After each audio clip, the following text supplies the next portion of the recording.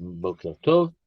Euh, Ce matin, on va aborder la paracha de Vayakel. En général, c'est une paracha qui est un petit peu, je ne veux pas dire délaissée, mais comme ça, elle est pas, elle est pas très populaire parce que ce qui se passe, c'est que en fait, la paracha de Vayakel et la paracha de Pécoudé sont une espèce de retour, de répétition sur ce qui a déjà été dit et ce qui a déjà été fait dans les parachas de Trouma et Tetzavé. Dans Trouma et Tetzavé, Dieu dit il faut construire le tabernacle. Et une fois qu'il a, l'ordre est, on est enjoint de construire le tabernacle, on voit la paracha de Kitissa de la semaine dernière qui nous parle de ce qui s'est passé avec le veau d'or, mais ensuite, on revient dans la paracha de Vayakel et dans la paracha de Pikoudé sur la construction du tabernacle et les habits des Kohanim. Donc, on nous raconte maintenant comment ils ont fait, mais en revenant sur les mêmes détails, à plus ou moins, avec des différences évidemment. Et donc, ce qu'on va essayer de voir aujourd'hui, ça va être en deux parties. La première partie, c'est de se voir comment les commentateurs de la Torah Shebéalpé, les commentateurs du Tanakh, se sont mesurés avec ce problème que j'ai écrit ici devant vous, là. Quand j'écris Binyan à Mishkan, encore une fois, on recommence. C'est deux parchiotes. On a eu pour l'injonction de traduire, de construire, c'est-à-dire euh, euh, Teruma pour le Mishkan, Tetzavé pour les habits des Kohanim, et maintenant ça recommence. Encore deux parchiotes. Il faut imaginer, et vous allez le voir que les commentateurs en parlent par la suite, pour les Ilchot Shabbat, qui sont tellement importantes, il y a quelques versets. Mais pour la construction du Mishkan, il y a 4 parchiotes. Donc c'est quelque chose d'énorme. On ne voit pas très bien quel est le sens de mettre tellement j'aurais pu dire, l'accent sur la construction et pourquoi c'est tellement important, ou en tout cas pourquoi la Torah répète-t-elle deux fois des choses aussi longues, alors qu'elle en général, elle est assez avare de répétition. Donc c'est la première partie de ce qu'on verra ce matin. Puis par la suite, j'ai pris un verset particulier, comme à notre habitude, dans lequel on va voir encore une fois le Hémek Davar le Natsiv et j'aurais pu dire son cousin Germain, c'est le Rav Hirsch, qui, évidemment, comme d'habitude, ne sont pas d'accord et présentent ça de manière différente. Mais on verra qu'est-ce que ça veut dire, le fait que, comme on l'a vu au début de la paracha Teruma, on demande aux enfants d'Israël de faire preuve de charité, de faire preuve de bonté et de miséricorde et d'amener donc toutes sortes de choses pour la construction du Mishkan. Et on va voir exactement de quoi il s'agit dans la paracha de Vayakel. Donc, on va commencer maintenant, comme vous le voyez maintenant ici, on va commencer par la première question, c'est encore, pourquoi répéter tout ça? Et on va commencer par le Abarbanel. Donc, Abarbanel, donc, qui a fait un commentaire extrêmement long sur la Torah, qui est quelquefois un petit peu même fastidieux. Je ne sais pas si vous avez eu l'occasion de l'ouvrir, mais si vous ouvrez le Abarbanel, vous allez voir que sur chaque, pratiquement chapitre, ou chaque épisode de la Torah, il commence par poser des questions. Et ces questions, ça prend des pages et des pages. Il y a 15 questions, 20 questions, 27 questions. Et après ça, il y a encore des pages sans fin pour expliquer. Là, on va essayer de ramasser un petit peu le commentaire. Et donc, je vais prendre juste la question qu'il pose.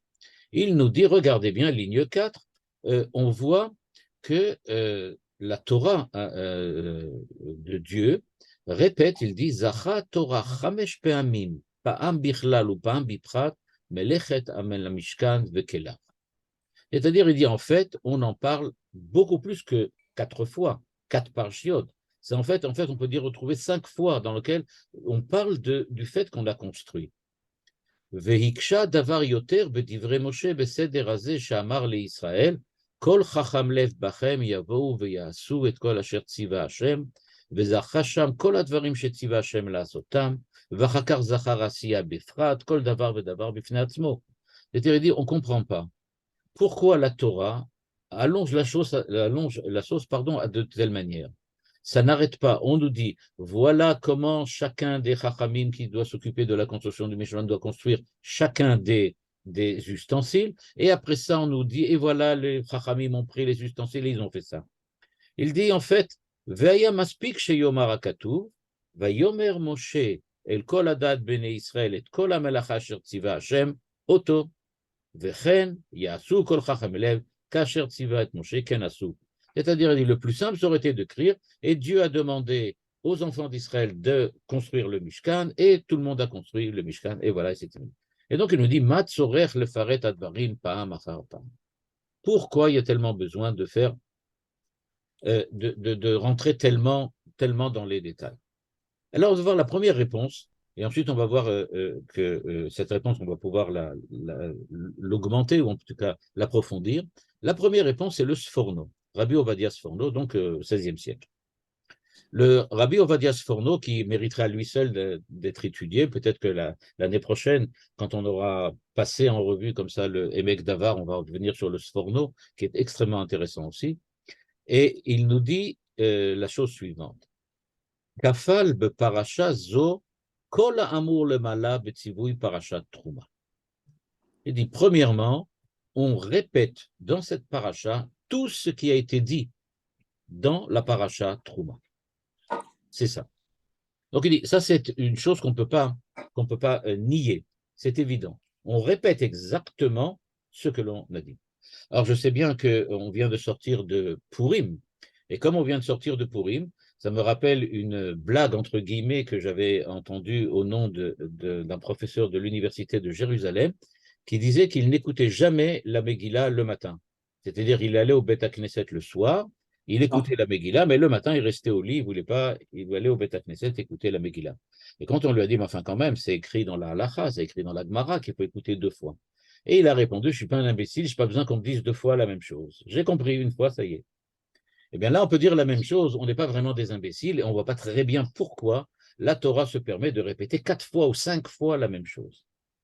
Et donc, nous dit-il, en fait, il faut en prendre acte. C'est la réalité. C'est vrai que la Torah répète exactement dans Parashat Vayakel tout ce qui a été dit dans Parashat Trouma. Alors pourquoi? Eh bien, nous dit-il, l'odia chez Asu Akol Berkivun, la Asot Keratzon, Mishetziva ou le Tachlito. Je vais traduire ça en français. Pour nous enseigner qu'ils ont fait tout exactement comme il fallait, afin d'accomplir la volonté divine qui leur a ordonné la construction du Mishkan, et il rajoute ou le tachlito, et dans sa finalité. C'est-à-dire, nous dit le Rav Ovadia Sforno, il faut faire très attention au fait que le Mishkan, ce n'est pas simplement une œuvre d'art ou une œuvre d'architecture dans laquelle on a inséré toutes sortes d'ouvrages artistiques. Ce n'est pas du tout le but. Le but est que chacun des ustensiles, chacune des parties, des composantes du sanctuaire, du tabernacle, avait à la fois une signification en elle-même, et elle avait aussi une finalité, un but, un dessein. Il fallait que pour que ce dessein soit accompli, que la formation de cette composante, on va prendre par exemple l'exemple de la menorah avait un but, et pour arriver à remplir cette fonction que la Torah lui demande, que Dieu lui demande, il fallait qu'elle soit exactement fabriquée selon les directives et les descriptions que Dieu en a données dans la paracha Teruma. Et donc, ou Tetzavé dans ce cas-là. Et ce qui s'est passé, c'est que, nous dit le Rav Ovadia Sforno, la Torah répète, pas pour nous dire voilà, ils l'ont fait, mais pour nous dire qu'ils ont réussi, malgré toutes les difficultés que ça présente, et on va voir tout de suite pourquoi, malgré toutes les difficultés, ils ont réussi à construire et fabriquer le Mishkan exactement selon les directives, c'est-à-dire que le Mishkan était donc apte à remplir sa fonction à la fin de la construction du Mishkan, à la fin du travail, on peut dire, de l'ouvrage architectural que les enfants d'Israël ont accompli dans le désert. Donc lui, c'est ça la véritable raison. C'est pas pour nous dire, voilà, ils l'ont fait, mais pour nous dire, regardez comment, dans chaque détail, ils ont fait exactement ce que Dieu demande. Ils n'ont pas changé en quoi que ce soit, parce qu'ils avaient compris que sinon, ça ne pourrait pas être véritablement efficace. Alors, je ne rentrerai pas dans tous les détails du Mishkan. Pour cela, il aurait fallu étudier le commentaire du Rav Hirsch, que peut-être l'année prochaine on prendra aussi, ou peut-être le Sforno, comme on a dit, qui explique chacun des détails, des composantes, à la fois des habits et à la fois de la construction même, de l'architecture même du Mishkan, pour essayer de comprendre quelle était la finalité de chacun d'entre eux.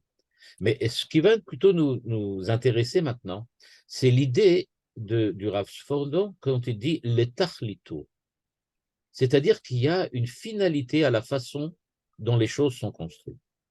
Alors, je veux peut-être faire un parallèle avec ce que certainement vous avez déjà entendu, c'est la construction du monde. On sait bien que le monde a été construit par Dieu en 6 jours.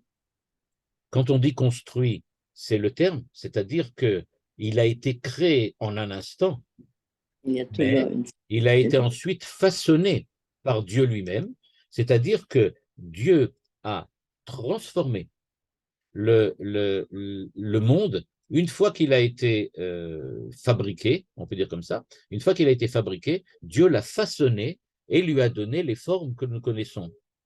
C'est-à-dire que du point de vue de la construction du monde, on a aussi 2 étapes. Il y a le fait que Dieu a tout de suite créé le monde, puis Dieu s'est appliqué à se consacrer à chacun des détails de la construction du monde pour le façonner de telle manière qu'il soit compatible avec le dessein que Dieu lui a demandé. Je vais donner un exemple pour montrer l'importance de cette façon d'agir. Et c'est quelque chose que je prends ou j'emprunte à Manitou, au Rav Ashkenazi. Et d'ailleurs, on en a parlé dans les cours qui sont passés il y a pas trop longtemps dans le cadre de Midreshet Yehuda. Là-bas, le Manitou explique qu'on voit qu'au moment de la construction du monde, il est écrit que Dieu a un projet. Vayomer Hashem yehi or. C'est-à-dire, et Dieu a dit qu'il y ait de la lumière. Il y a un projet dit Manitou, qui est d'avoir de la lumière. On pourrait dire parallèlement ici, il y a aussi un projet. Dieu dit, je veux un Mishkan. Je veux un Mishkan. Maintenant, à l'intérieur du Mishkan, comme au moment de la création du monde, quand Dieu dit, je veux un Mishkan, alors tout le Mishkan est construit. C'est-à-dire, ça y est, il y aura un Mishkan, c'est sûr. Mais maintenant, Yomer Hashem yehi or, à l'intérieur de ce Mishkan, comme à l'intérieur du monde, Dieu dit il y a un certain nombre de composantes, de détails. Chacun a quelque chose d'important. J'ai un projet, yehi or. Je voudrais qu'il y ait de la lumière dans le monde. De la même manière, Dieu dit, je voudrais qu'il y ait une menorah à l'intérieur de ce Mishkan. Et quand on dit Vayomer Hashem yehi or, et tant qu'on nous dit Vayehi or. C'est-à-dire, la Torah aussi répète encore une fois, et voilà, il y a eu de la lumière.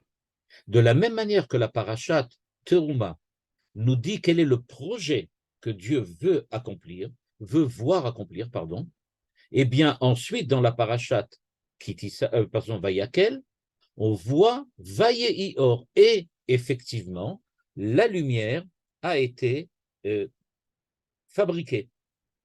Et bien de la même façon, et voilà, la menorah a été fabriquée. Donc on voit que c'est-à-dire que le but de Dieu, quand il répète Vayomer Hashem yehi or vayehi or, on aurait pu dire Vayivra Hashem et or, et Dieu a créé la lumière, et puis voilà, et c'est terminé. Non, on nous dit j'ai un projet, et maintenant ce projet a été réalisé, Vayehi or.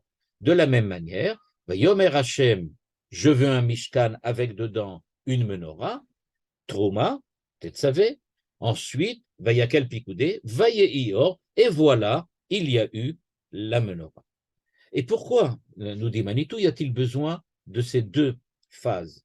Parce que la réalité de l'existence humaine est qu'il passe, on peut dire que cette existence tourne autour de 2 pivots, un peu comme une ellipse qui a 2 foyers. Il y a le projet divin et il y a la réalisation par l'homme. L'homme réalise le projet de Dieu.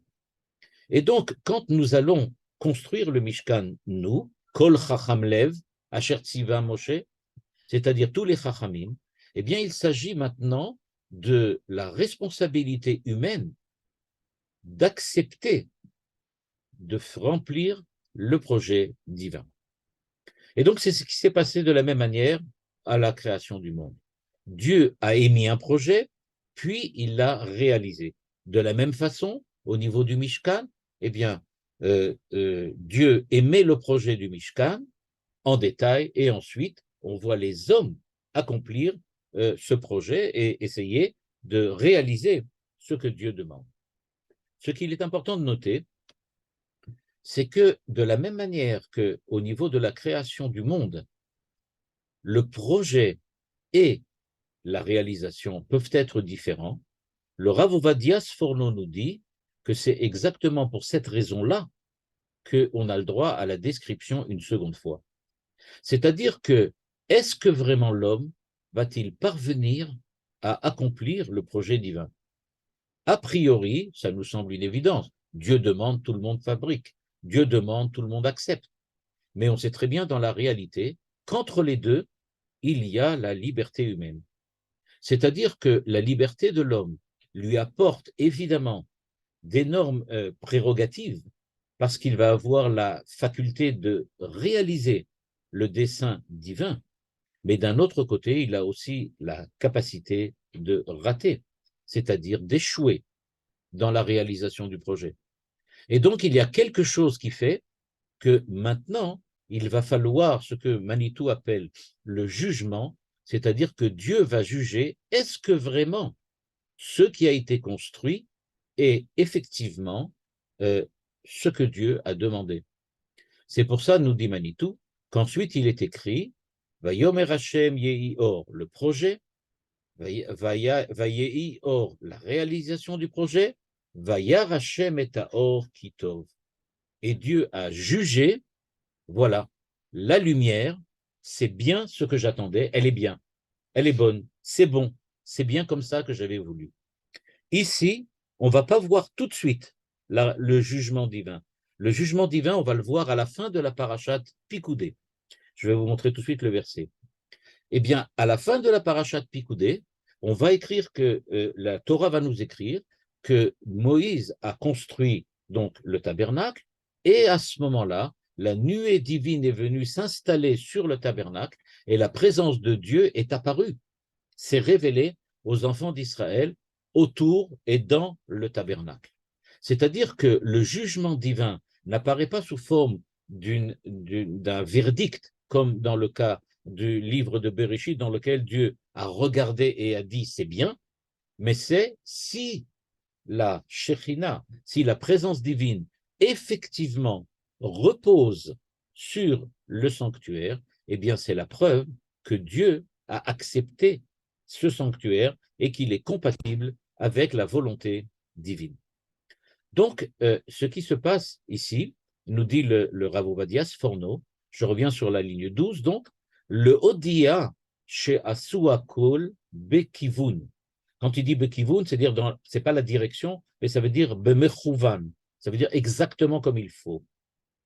Eh bien donc, ce qui s'est passé, si nous dit le Rav Sforno, c'est que regardez la description de la réalisation, vous verrez que c'est absolument compatible avec la description de ce que Dieu a demandé.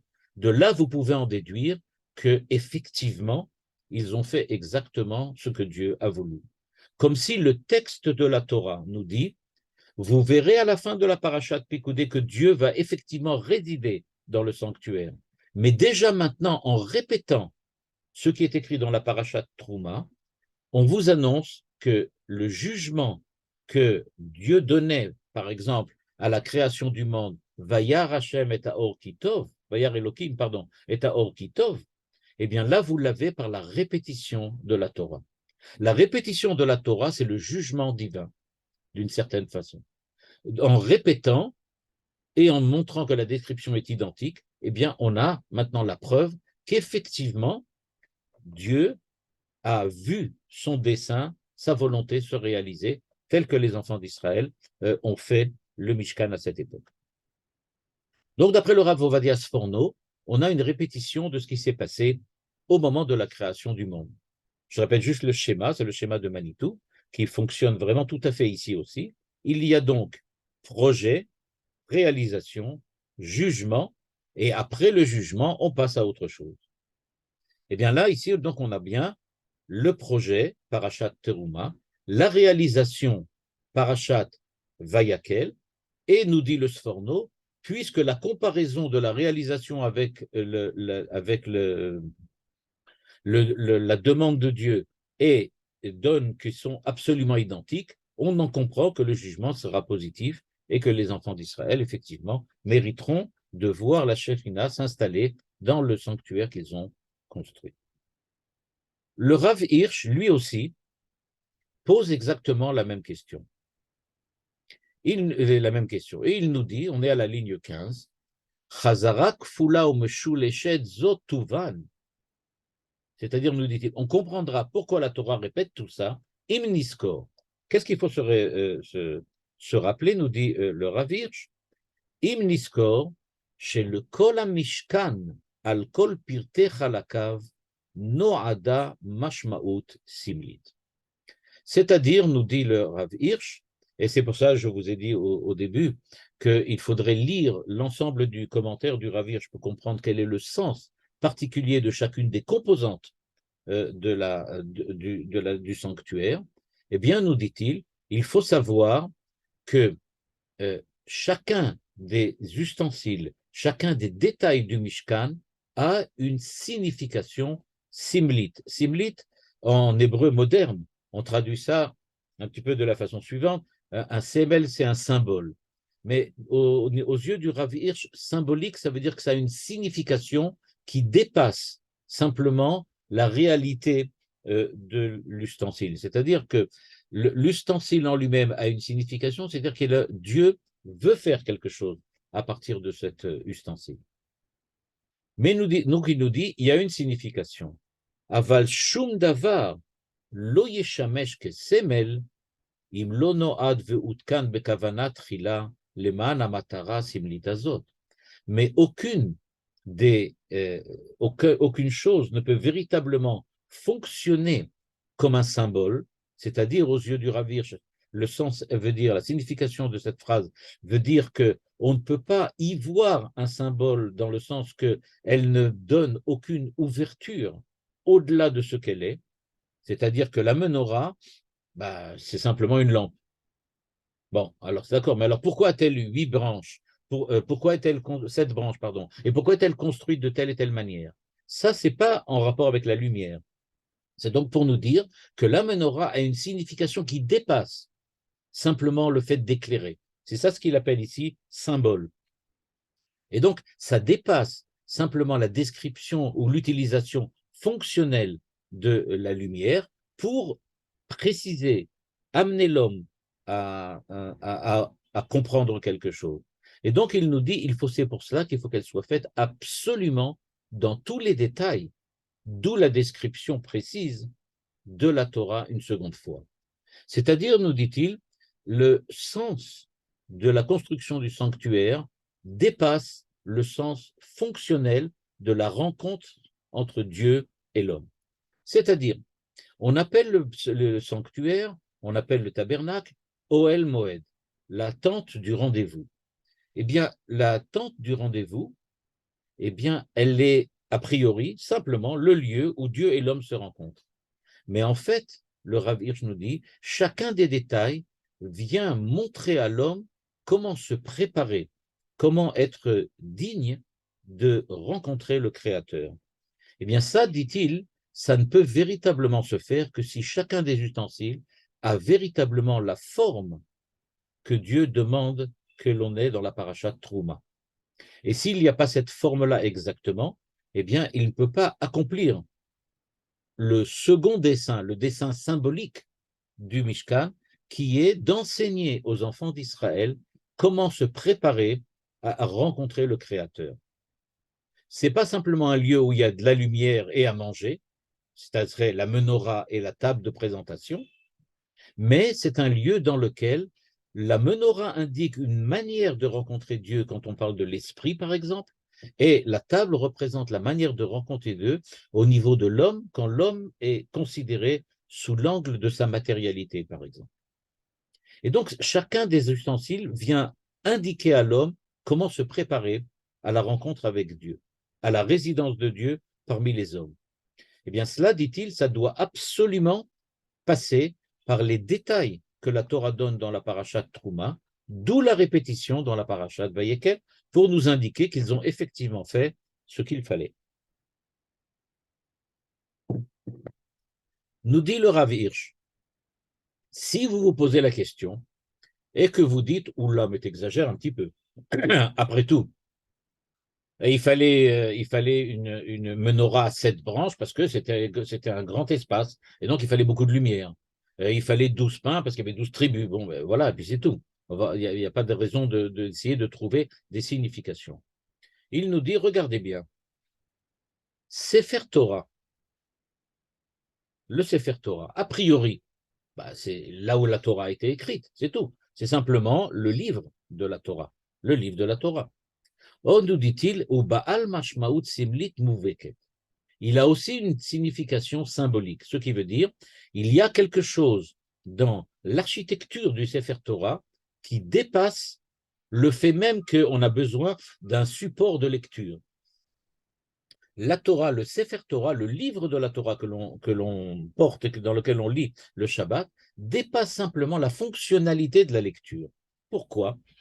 Aïnu Svurim She'en Klal Mashmaut Acheret Veshekdushatot Munabo Be'atzmo. Afal Pichen Shimusho Bakodesh Mutne Bekavana Shebelev Asofer Beshat Ktivat Haotiyot. Nous dit-il, vous avez oublié quelque chose d'extrêmement important. Pourquoi le Sefer Torah est-il considéré comme un livre saint, S-A-I-N-T, dans le sens de la sainteté? Pourquoi c'est un livre saint? Bien, nous dit-il, parce que il y a la Torah c'est saint, S-A-I-N-T. Or, nous dit-il, pas du tout. Le Sefer Torah, le livre de la Torah, est saint parce que celui qui l'a écrit avec l'intention d'accomplir le commandement de Dieu qui lui impose de chaque fois écrire chaque lettre pour le nom de Dieu. Chaque fois qu'il écrit une lettre, il doit penser que maintenant il est en train d'accomplir le commandement de Dieu qui lui dit de mettre par écrit la Torah. C'est ça qui donne la sainteté à ce livre. Et donc, nous dit-il, s'il s'agissait simplement d'un support de lecture, eh ben, on aurait pu faire ça sur, je ne sais pas moi, sur un écran de télévision ou un écran d'ordinateur, on aurait pu faire ça sur du papier, ou on aurait pu faire ça je ne sais pas, encore de dizaines de manières différentes. Mais il y a des ordres extrêmement précis comment écrire le Sefer Torah, parce qu'il y a pas seulement la fonctionnalité de la lecture, c'est-à-dire nous devons lire la Torah, mais il y a aussi quelque chose qui doit nous parler, à tel point que la sainteté du livre de la Torah, c'est pas, on peut dire comme ça, le texte écrit qui est saint, c'est le texte écrit par un scribe qui a eu l'intention, au moment où il a écrit chaque lettre, d'accomplir la volonté divine. Et donc, ce que l'on voit, c'est que la sainteté n'est pas seulement le fruit de l'objet qui est devant nous, c'est-à-dire, puisque c'est la Torah écrite, donc c'est saint parce que c'est la Torah écrite par un scribe qui a eu l'intention de faire ce que Dieu lui demande. Et donc, nous dit-il, Are Kedushat Sefer HaTorah, ce qui est en jaune devant vous, Tofeset Rak im nirtav l'Shem Kedushat Sefer Torah, והסופר חייב לומר לפחות להתכוון לשם קדושת השם, לפני שהוא כותב את שמות הקדושים, את האזכרות. C'est-à-dire, nous dit-il, qu'on voit qu'il y a l'intervention de l'homme à l'intérieur de l'imposition de la sainteté dans le Sefer Torah. Le Sefer Torah n'est pas saint parce que c'est la Torah écrite, le Sefer Torah est saint parce que c'est le scribe qui a fait ce qu'il fallait. De la même manière, La parasha de Trouma nous dit, voilà comment on écrit un Sefer Torah, voilà comment on fait un sanctuaire. Mais il faut voir que le scribe, c'est-à-dire ici ce sont les sages qui étaient chargés de la construction du sanctuaire, ont bien fait les choses telles que Dieu les voulait. Et c'est effectivement ce que nous raconte la paracha de Vayakel. La paracha de Vayakel nous raconte donc, voilà comment on fait les scribes du Sefer Torah, c'est-à-dire les chachamim de la construction du sanctuaire, pour nous dire, voyez, le tabernacle mérite d'être saint maintenant, parce que les hommes ont fait ce qu'il fallait. Donc, de la même manière que le Sforno, le Rav Hirsch insiste sur le fait que c'est la participation actuelle de l'homme à l'ouvrage de sainteté du sanctuaire, du tabernacle, qui fait qu'en fin de compte, Dieu va résider dans ce tabernacle. Il va falloir l'intervention de l'homme, et que cette intervention, elle doit être selon les règles divines. C'est pour cela que la Torah répète encore une fois que les enfants d'Israël ont accompli exactement ce qu'il fallait. Il apporte d'ailleurs une deuxième preuve ou une deuxième indication au sujet du Sefer Torah. Que se passe-t-il si la personne qui a écrit le Sefer Torah est quelqu'un qui ne croit pas en la Torah et qui pense que je ne sais pas moi, que la Torah n'a aucun sens? Eh bien, il se trouve que la Torah, la halakha nous dit qu'il faut brûler ce Sefer Torah. Il faut le brûler pour ne pas l'utiliser, parce qu'il n'est pas saint. Et pourtant, il est devant nous, il est écrit de manière formidable, avec une écriture parfaite, sans aucune erreur, sans aucune faute, sans aucune rature. Et pourtant, il faut aller le brûler. Pourquoi? Parce qu'il n'a pas été fait selon la façon dont Dieu demande de le faire, c'est-à-dire que le scribe insiste sur chacune des lettres qu'il a écrites, à ce que cette lettre-là soit écrite au nom de Dieu, pour le nom de Dieu. Et donc, ce qui se passe, nous dit le Rav Hirsch, c'est qu'il a fallu absolument que chacun des hommes fasse ce que Dieu lui demande. Eh bien, grâce à ça, on peut comprendre pourquoi, en fait, les enfants d'Israël ont tellement insisté pour participer. Et comme la parasha Trouman nous a raconté, c'est qu'ils ont amené encore beaucoup plus que ce qu'il fallait. Et ici, on voit bien aussi pourquoi les Chachamei Lev, ceux qui avaient la capacité de comprendre avec leur cœur ce que Dieu attendait du tabernacle, ont fait exactement ce qu'il fallait pour que se réalise la volonté divine. Le Rav Hirsch, termine en disant, à la ligne 3 de la nouvelle page, Archavat adibur al yedei hakatuv, ba lelamdenu ki ha'umanim u'Moshe shivu leneged einehem et gdushatam ומשמעותם הסמלית של כל פרטי החלקים שהם מורכבה כללות המשכן, הן בשעת העשייה, הן בשעת ההבאה, ובסוף גם בשעת ההקמה. המשכן כולו הובא, הוקם בקדושה, ולכן הובטח לו קדושה. C'est-à-dire, nous dit-il, il n'y a pas de sainteté sans la participation humaine. La participation humaine fait partie, comme disait Manitou, du projet divin. Dieu a le projet de voir de la lumière, et c'est lui qui a fait la lumière. Au niveau du Mishkan, au niveau du tabernacle, Dieu a le projet de voir un lieu de rencontre entre lui et ses créatures, mais c'est aux créatures de faire ce qu'il faut. Et c'est aux créatures de juger que ce qu'ils font est parfait. C'est pour ça que la Torah nous raconte 2 fois qu'effectivement, il fallait obtenir, on peut dire comme ça, un résultat parfait grâce à un travail parfait.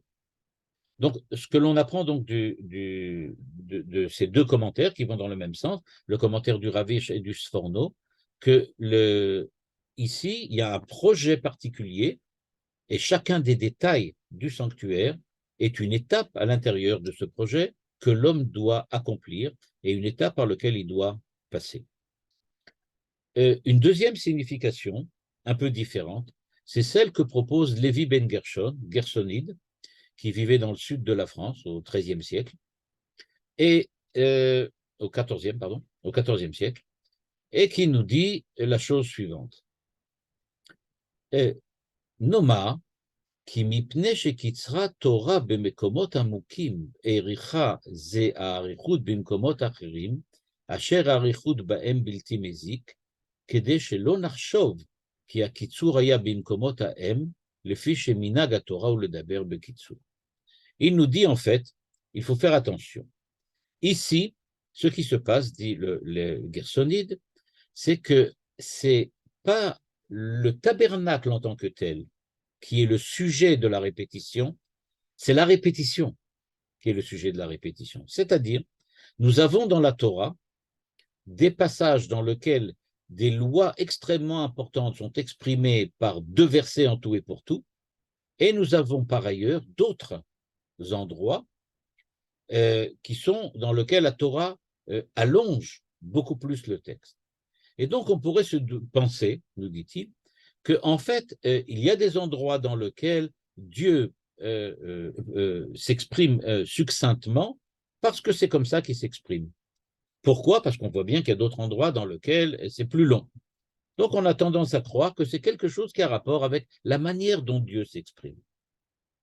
Et donc nous dit-il, Na'amod mipneze, ce qui est en bleu devant vous à la ligne 13, Alteva anose asherbo hadvarim ha'em. כי הוא הסיבה בקיצור ההוא, ונעמוד מפני זה על כוונת התורה באותם הדברים הקצרים, כשנעיין בהם בכל הצדדים שאפשר לעמוד מהם על כוונותיהם. Il nous dit, si jamais la Torah ne s'exprimait que succinctement, alors on dirait qu'il n'y a aucune importance au fait que la Torah s'imprime succinctement, mais que c'est comme ça que la Torah parle.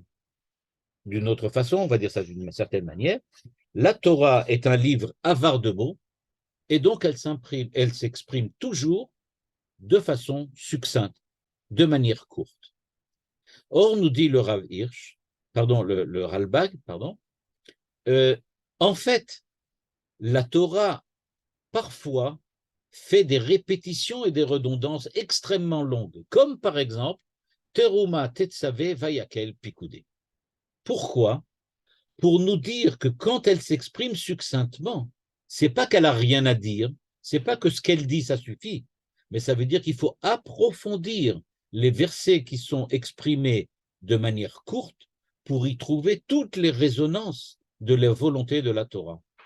Si tout était écrit court, alors on ne chercherait jamais à comprendre ce qui est écrit, plus que ce qui est écrit. On aurait dit, ok, la Torah parlant de manière succincte, de manière raccourcie, ramassée, eh bien, ce qu'on fait, c'est qu'on lit le texte tel qu'il est, et c'est tout. Il y a écrit, je ne sais pas moi, Shamor et Shabbat, eh bien, alors ça veut dire il faut garder le Shabbat.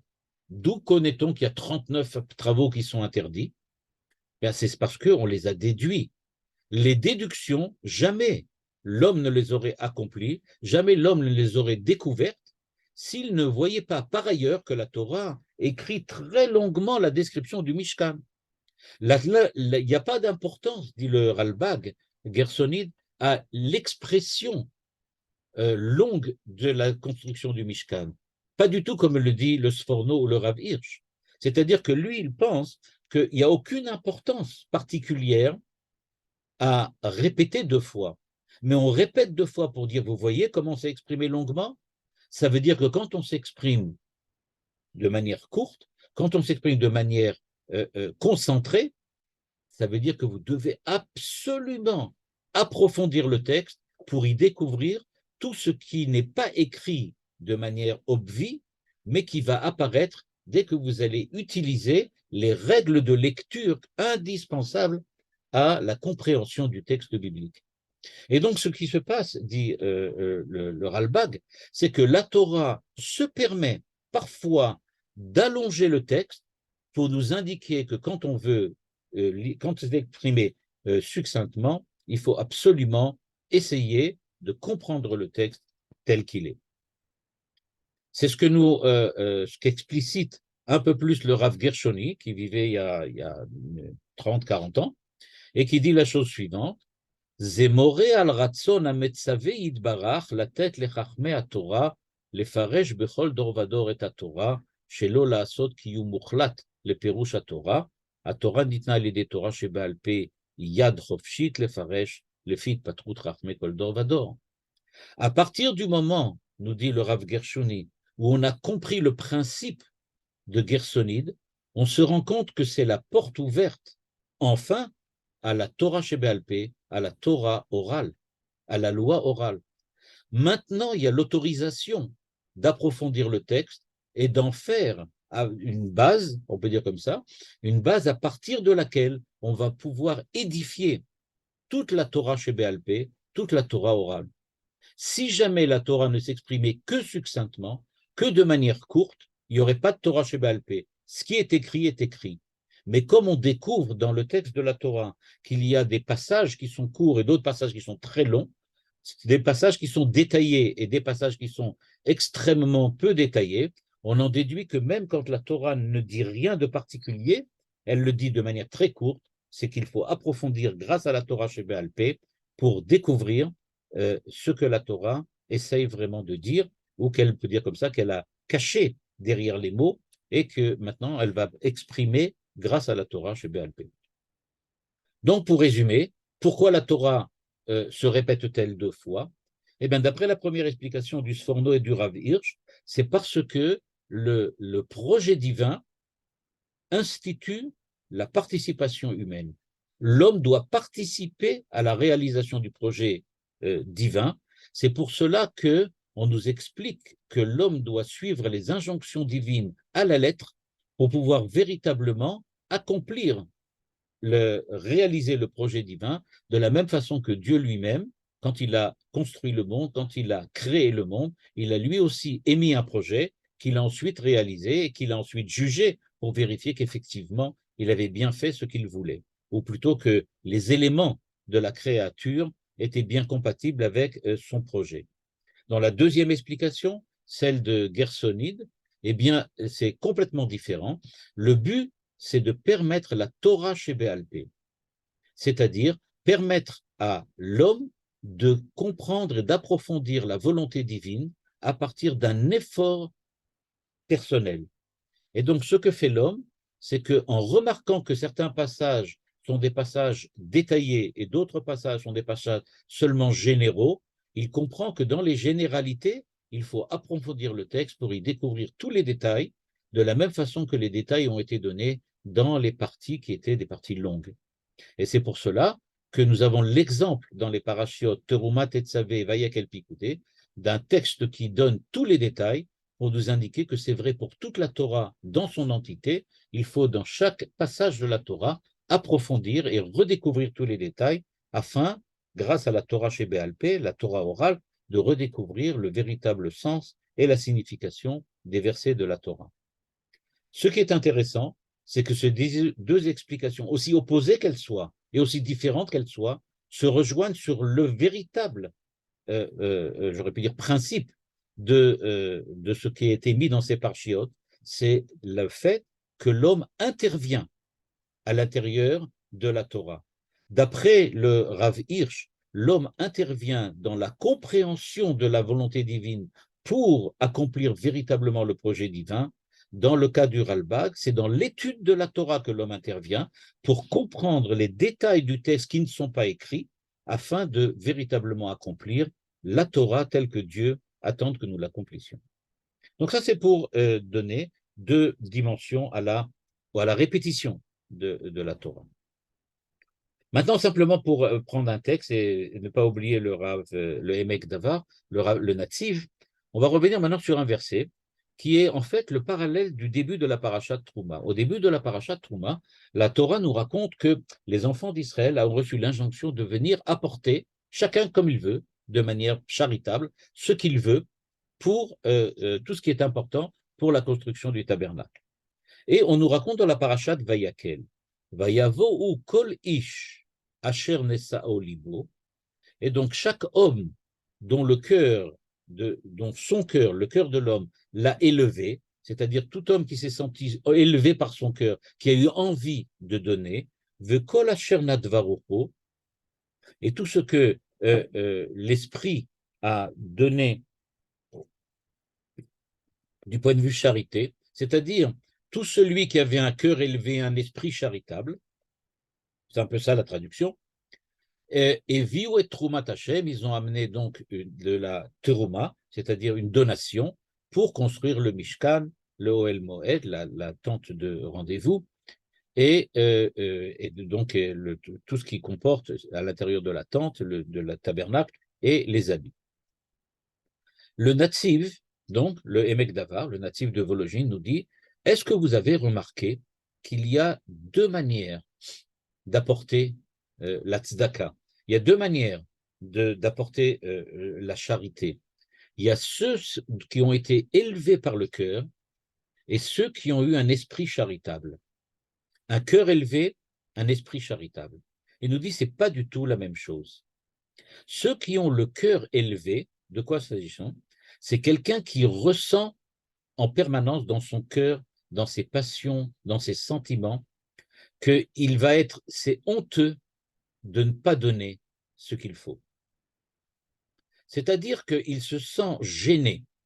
Avoir le cœur élevé, ça veut dire qu'il se sent comme ce qu'on appelle en hébreu nekifot matzpoun. Il se sent des remords. Il se sent que s'il ne donne pas ce qu'il faut, alors il n'aura pas accompli ce que tout le monde a fait.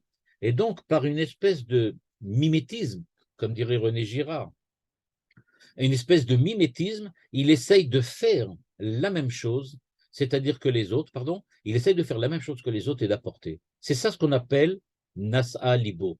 Son cœur est rongé de remords et il ne peut pas ne pas apporter. Il sent qu'il est obligé d'apporter.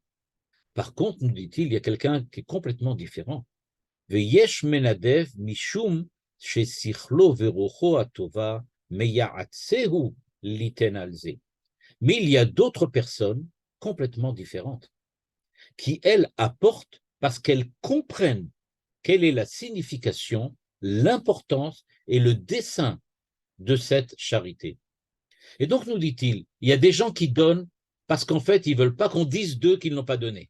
Des gens qui se sentent gênés par rapport au fait qu'il y a des gens plus charitables qu'eux-mêmes, et donc ils se sentent obligés. Et je suppose qu'ici, le Nazi fait certainement allusion à son époque, à toutes sortes de gens qui donnent de l'argent pour toutes sortes d'institutions juives, mais en fait, ils le donnent simplement pour que la communauté ne dise pas d'eux que c'est des radins ou que c'est des gens avares.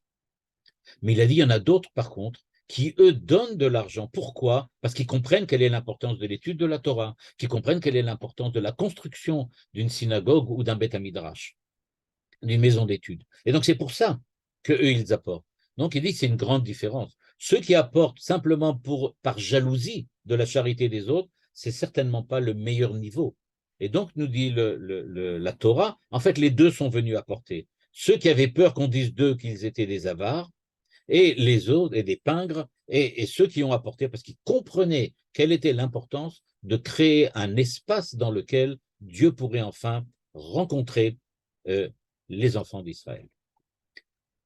À la fin, quelques versets plus tard, il est écrit Kol ish ve'isha, tout homme et femme, asher nadav libam otam, qui donc ont apporté avec leur cœur, etc., et Viu Bene Israël Nedava Lachem ont apporté Nedava, une charité à Dieu.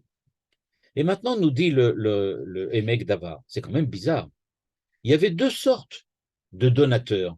Les donateurs, j'aurais pu dire par jalousie et ressentiment, et les donateurs par esprit charitable de compréhension et de saisie intime de ce que Dieu demande. Or là, ils sont mélangés.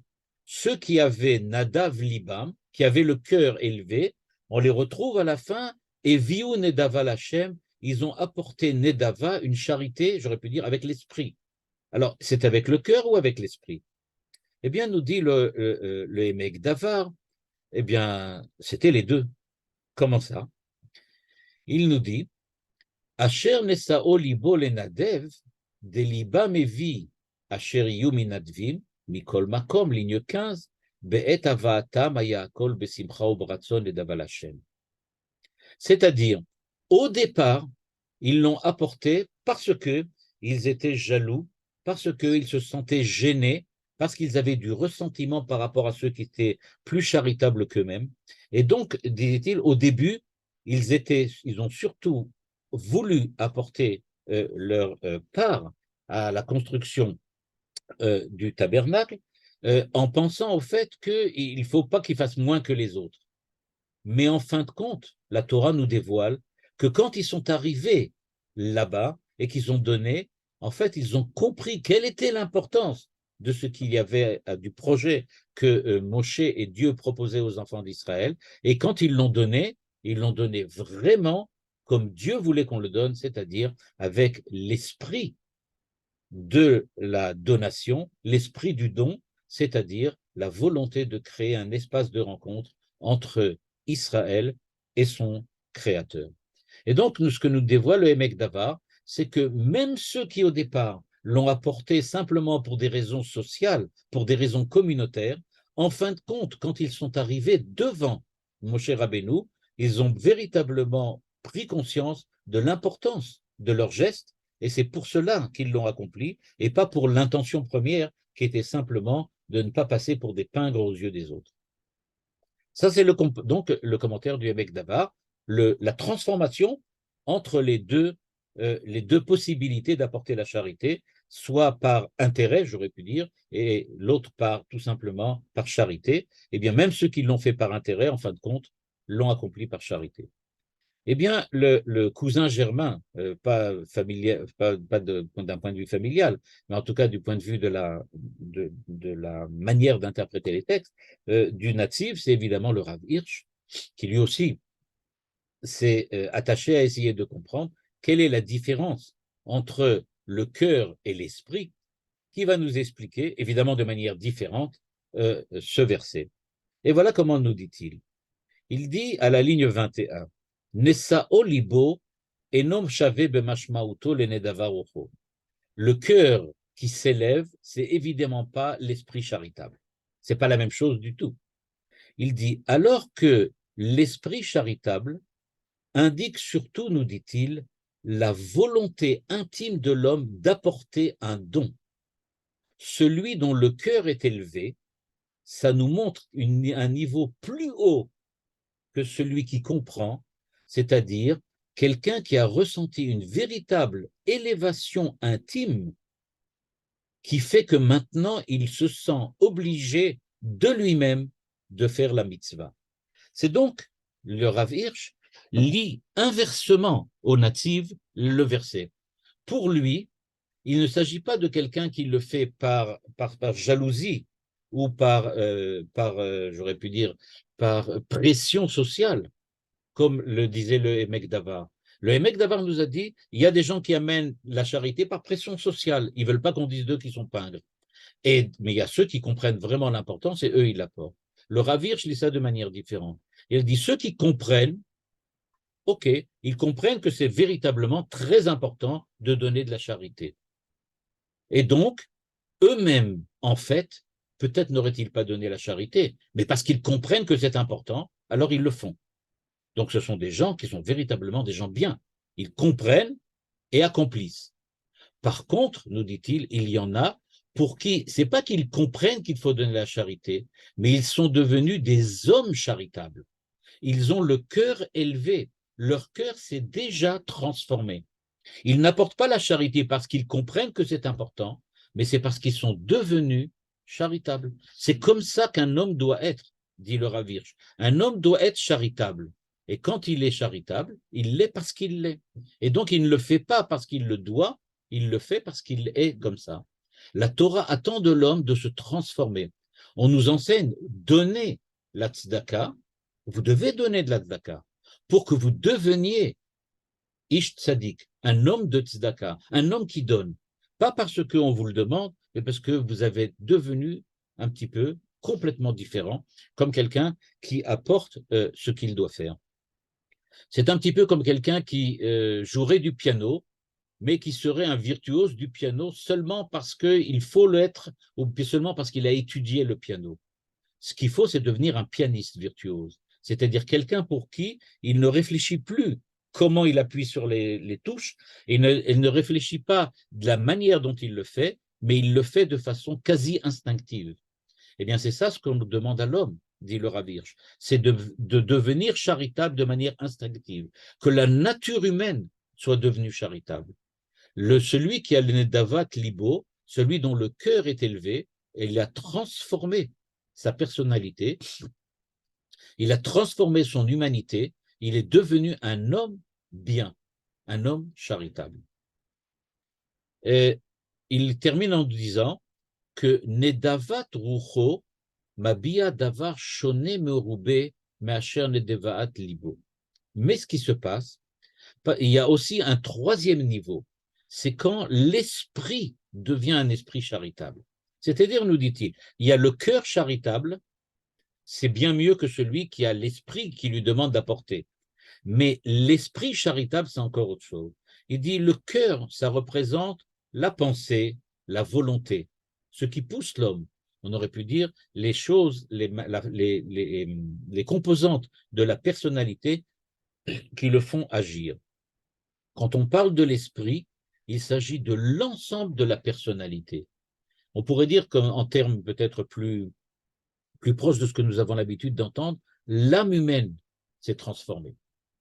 Et donc, nous dit-il, quand on parle de Nidvat Rucho, on veut parler de l'âme humaine. Donc, il y a celui qui fait le bien parce qu'il sait que c'est important, celui qui est devenu, qui a eu un cœur humain, c'est-à-dire quelqu'un qui est devenu un homme, j'aurais pu dire, parfait du point de vue de son cœur, c'est-à-dire du point de vue de sa pensée, de sa volonté, mais il y a celui qui a transformé son âme, un petit peu comme André Neher avait intitulé un livre, je crois qu'il avait appelé « Ils ont changé leur âme » ou « Ils ont transformé leur âme », quelque chose comme ça, un terme comme ça, dans lequel il insiste sur le fait que c'est véritablement l'intimité même de la personne qui a changé. Et donc, contrairement, j'aurais pu dire, ou en tout cas différemment, pas contrairement, mais différemment à ce que disait le Netziv, le Rav Hirsch donc nous présente trois niveaux. Celui qui fait les choses parce qu'il le comprend qu'il le faut, celui qui les fait naturellement, et celui qui est complètement transformé et dont l'âme est devenue différente, et il ne les fait pas simplement parce qu'il a compris, ni parce qu'il le faut, il le fait parce que c'est lui-même. Ça fait partie de lui-même, ça fait partie intégrante de sa personnalité.